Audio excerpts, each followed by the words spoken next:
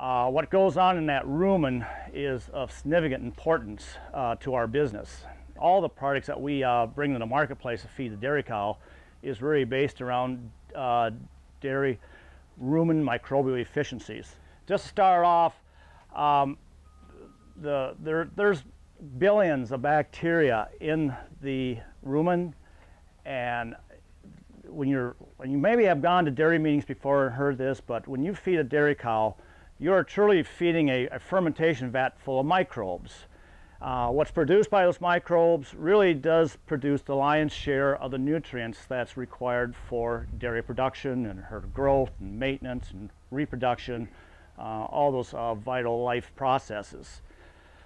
The two basic outputs of these microbes as they ferment nutrients are going to be what we call the volatile fatty acids, which we'll talk about more. That's going to be turned back into energy by the dairy cow as it's absorbed into her body.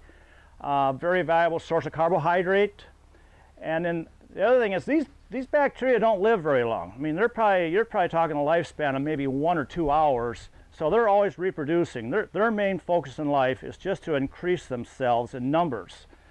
So what they're doing then is supplying microbial biomass to the dairy cow, which we can go through calculations and calculate out the microbial protein contribution to the dairy cow, and that's what nutritionists will use when they're balancing in crude protein.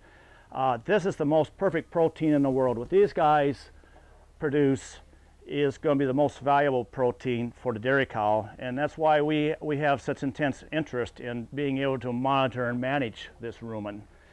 Some of the take-home messages, and we'll be coming back to these messages as we go back, is that feed consistency is prime importance. We want to have those cows stretching out their necks and consuming the same pound of dry matter today as they were consuming yesterday, and have that same pound of dry matter consistency tomorrow throughout their lactation.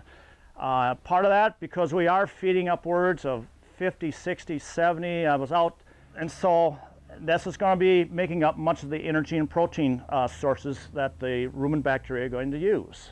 Okay, and there are technology products that can be chosen to help enhance the ability, the efficiency of these bacteria to utilize nutrients.